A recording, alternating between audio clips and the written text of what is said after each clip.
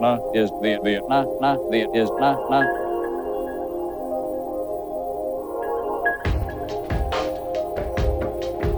is the na is the is na.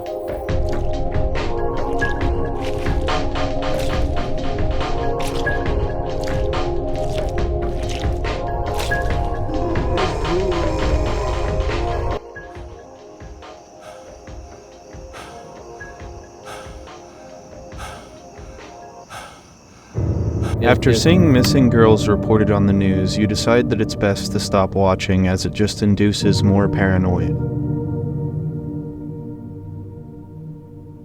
After grabbing a quick bite and warming it up to be consumed, it's time for a shower before bed.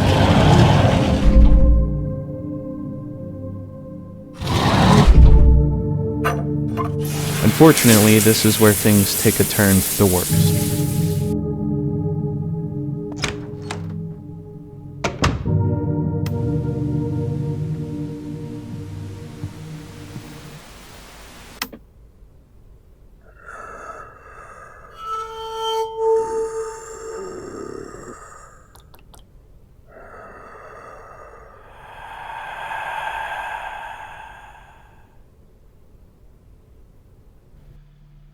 Nightmare of Decay is an indie-developed survival horror game, developed using the Unity engine. Now, this isn't my first time playing these indie Unity horror games, however this one stands out immediately, as after speaking with a black cat who tells you of everyone dragged here against their will only to meet their inevitable demise, you find a knife and whack a lock off to come to this.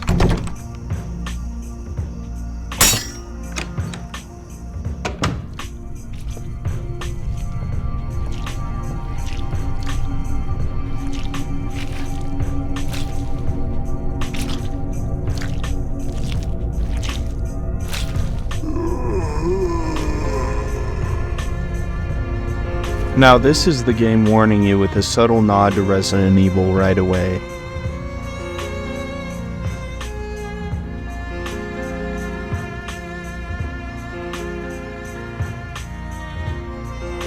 After killing the zombie and picking up the key and a handgun, it's time to enter the mansion.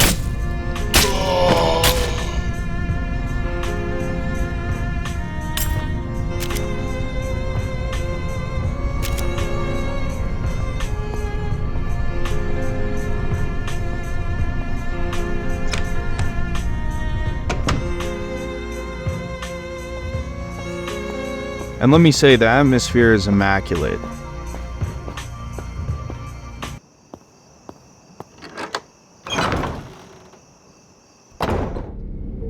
The music is eerie, just what I would have wanted out of a Resident Evil-like game.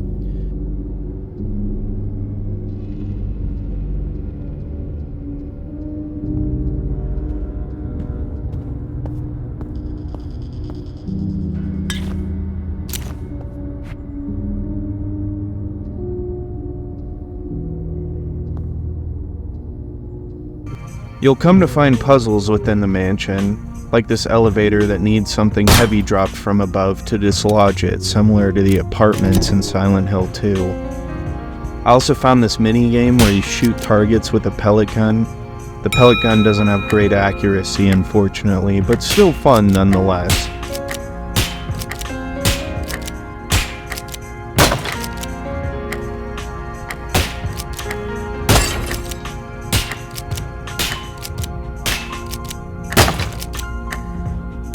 In the room where you get the shotgun, grab it and immediately head out, because about 4 zombies will burst through the windows.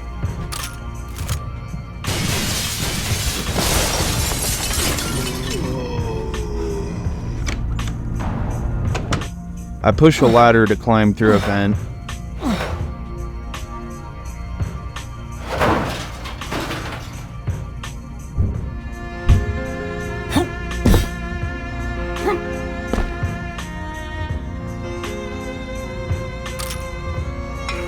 Returning to the prior area, we'll see the room flooded with zombies.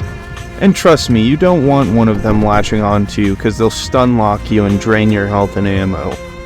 In fact, I think the AI in this game is pretty intuitive and designed very well. It's essentially like the first Resident Evil.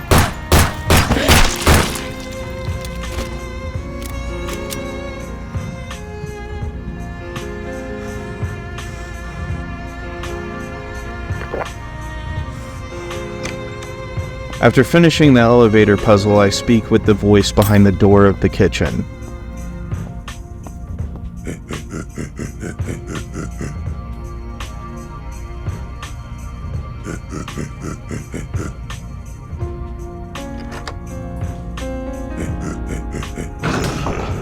And I might be schizophrenic.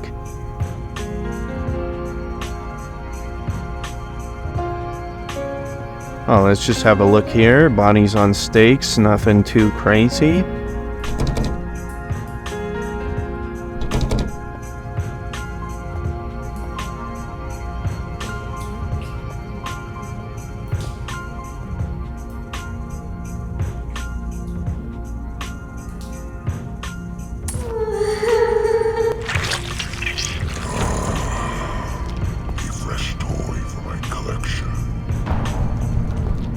Oh no, not the meat golem. We do not have the ammo or health for that.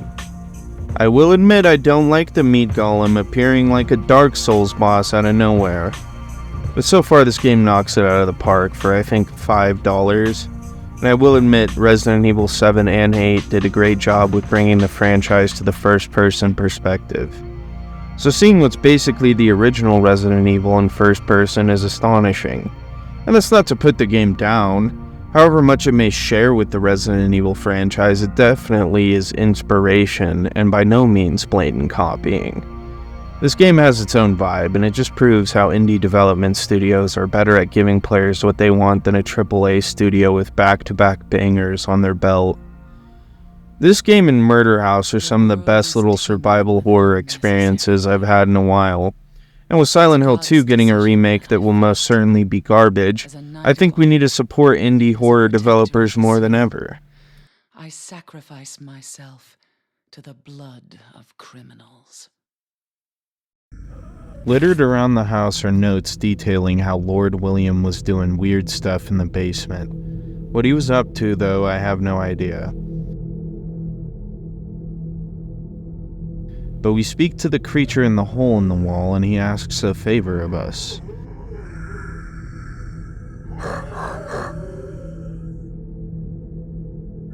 Being the nice guy I am, I accept it. Let me get this straight. He asks for 3 heads of different women to complete his collection of human heads. Imagine being so down bad you ask some poor bastard to go get head for you.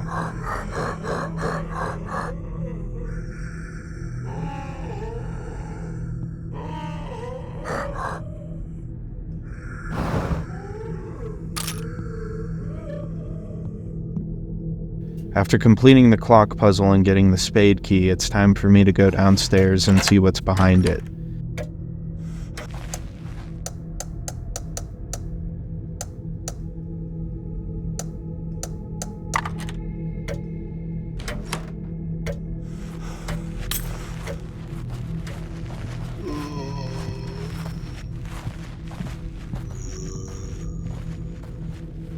And behind the door is this.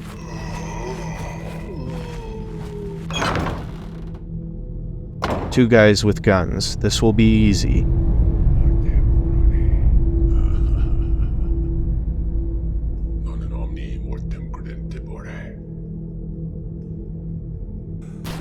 So they kill me the first time, and then I come back more kitted up and wall up both of them.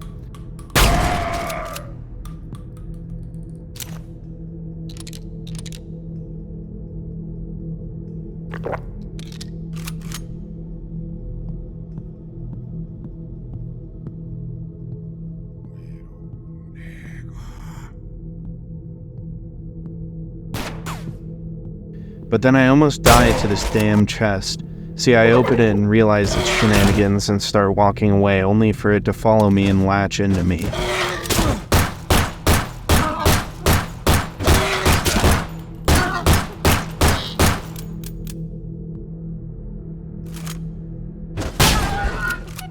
Gotta give it a double tap just to be sure.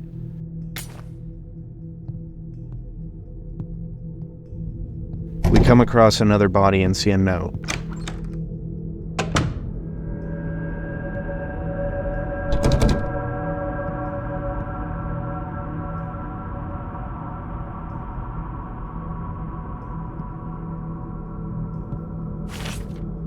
This is William's late wife once again writing to speak about the weird things Willie's been up to since he started hanging out in the basement all the time. Oh yeah, there's a wardrobe that probably has a head in it.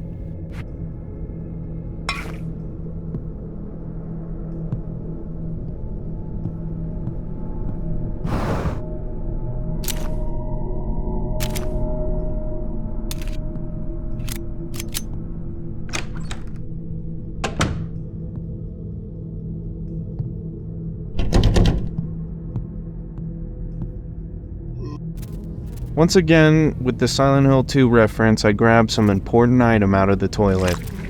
The shit makes me more uncomfortable than the meat golem. I whip up some acid so we can dissolve the flesh wall. Did I bring up the flesh wall earlier? Anyways, it's gone now. Let's see what's in this room.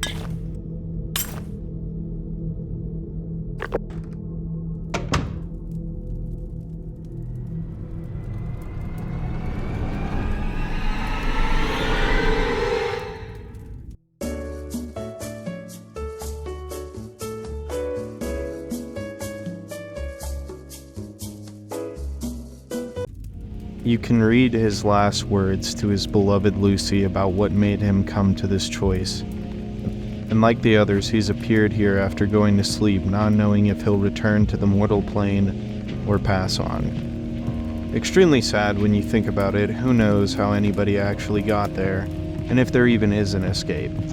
This is pure existentialism.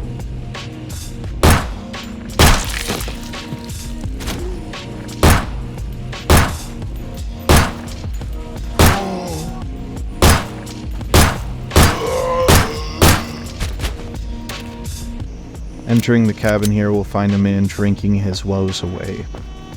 He also shares how he just magically ended up here.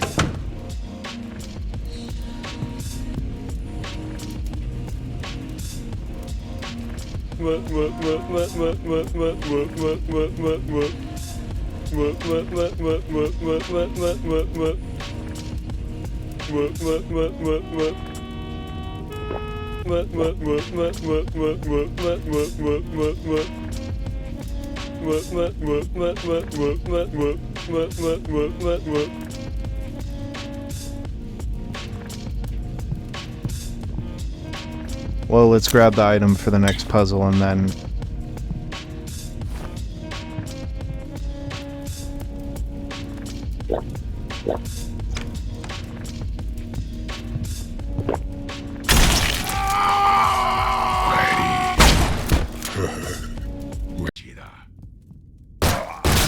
Have you guys noticed how they sound like the enemies from Resident Evil 4? Am I the only one picking up on that? ¡Agárrenlo! ¡Ahí está! Ahí está! This next puzzle has me set this crown on the king's statue.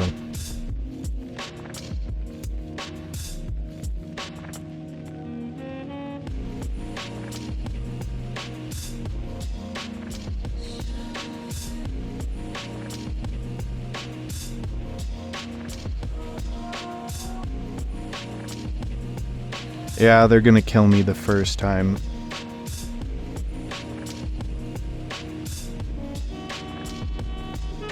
But nonetheless, I come back more prepared, and I know you guys might be questioning, what is this all about?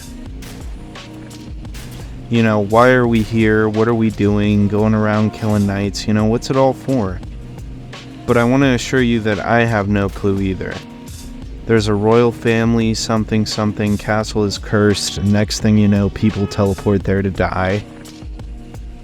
And that's all you know almost an hour into the game. But after killing the knights, you must venture into the basement. With gloomy liminal sewers filled with ghouls. This is the basement spoken of in all those letters if you've been pausing to read them. Once you've explored for long enough, you'll come to this. A chainsaw psycho that one hit kills.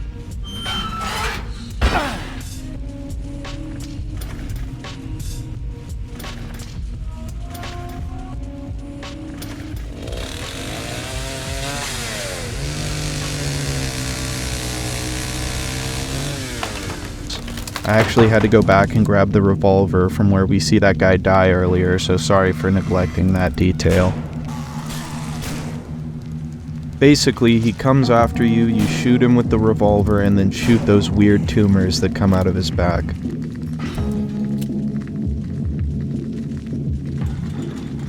After that, you'll come to his quarters where you'll find the bloody wardrobe key, as well as some other supplies.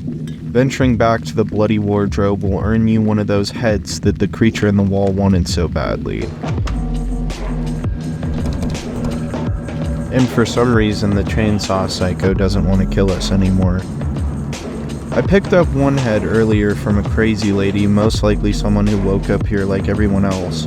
So really all I needed was the third and final head, which means it's time for what we've all been waiting for, meet Golem. And believe me, this revolver made me a lot less scared of him, however I'll have like no ammo after this encounter. With that taken care of, and all 3 heads accounted for, it's high time I get these heads to the wall creature.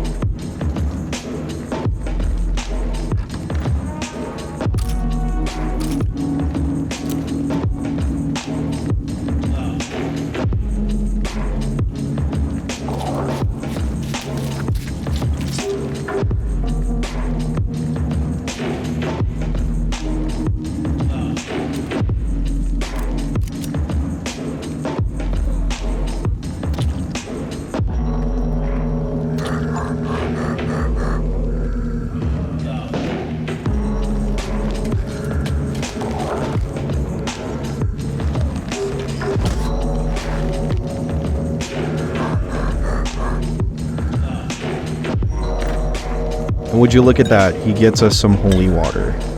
What he would be doing with holy water, I have no idea, but I think it'll come in handy later.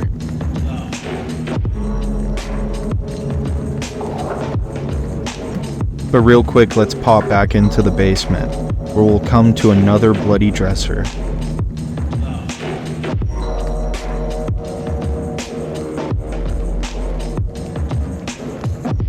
Once opened, we'll begin crawling through a hole similar to Silent Hill 4, so yet another homage.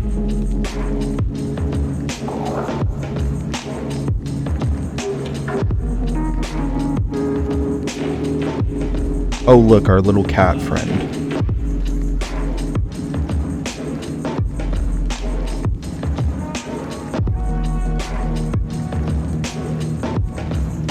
Man, that guy's a dick.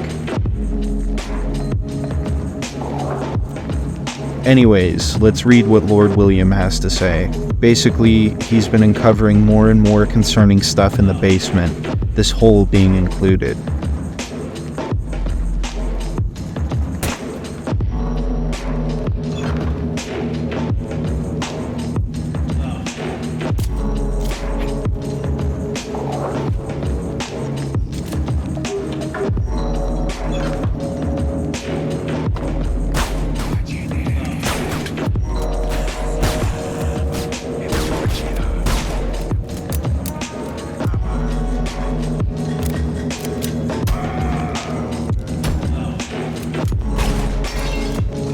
So you guys are fighting over this little disc.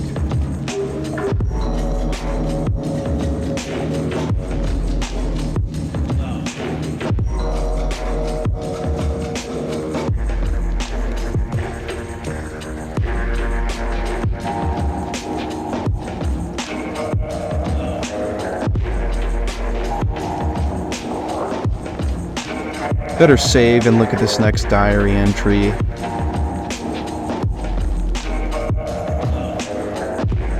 When all of a sudden a giant spider comes out of nowhere.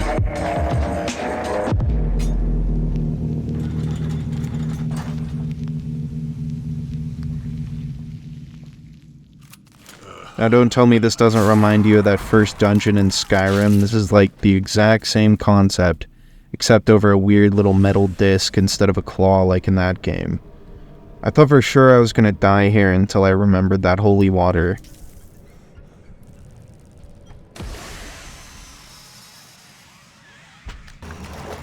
Then of course this happened. Now I'm down 2 holy waters, and I didn't know how else to defeat this giant zombie guy. After that, we'll see a newspaper telling of how Lord William has gone missing after his wife and servants have been found unalived. And since this video has gone on long enough, let's get to the final fight and watch the ending and talk about it.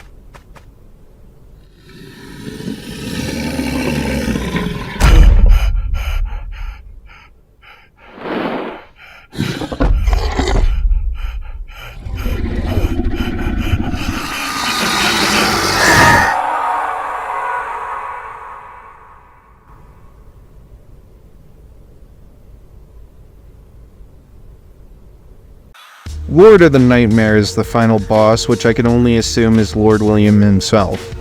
Good riddance, bitch. So Nightmare of Decay is a first-person take on the survival horror genre. After multiple missing persons reports on TV, you go to sleep to find yourself at Lord William's haunted manor, where all the other missing people have arrived as well. Throughout the game, the people we saw either be killed or take their own lives was exactly what the Black Cat was alluding to when we first arrived at the manor. What benevolent powers the cat has, I don't know. But nonetheless, people are teleported there seemingly throughout their dreams, only to fill Lord William's bloodlust. Seeing as how we went up against people of the occult, it's safe to say that the occult as well as supernatural forces are to blame. But I wanted to talk about this game because throughout you can see the passion the creators had for this game and the genre it sits in. I chose to give you guys a full play-by-play because I wanted you to basically follow the story alongside me. However, you can beat this game in less time than this video actually. The world record speedrun is like 15 minutes or so. Inspiration from both Resident Evil and Silent Hill as well as maybe some others is littered throughout. And for $5 I've been thoroughly impressed with what this game has managed to pull off. And with Konami putting the final bullet in Silent Hill franchise, I can honestly say that these indie developers are our last hope for the horror genre. I mean, look at some of the biggest horror games in the past 20 years. Slenderman, Amnesia, Five Nights at Freddy's. Throughout the early 2000s onwards, indie horror has been one of the best ways to consume the medium. And I think we need to continue to support indie developers, but especially for my horror fans. So I'm going to continue reviewing these indie games when they come across my desk, and if this is the content you like to see, give me the old thumbs up and consider subscribing. With that, good night.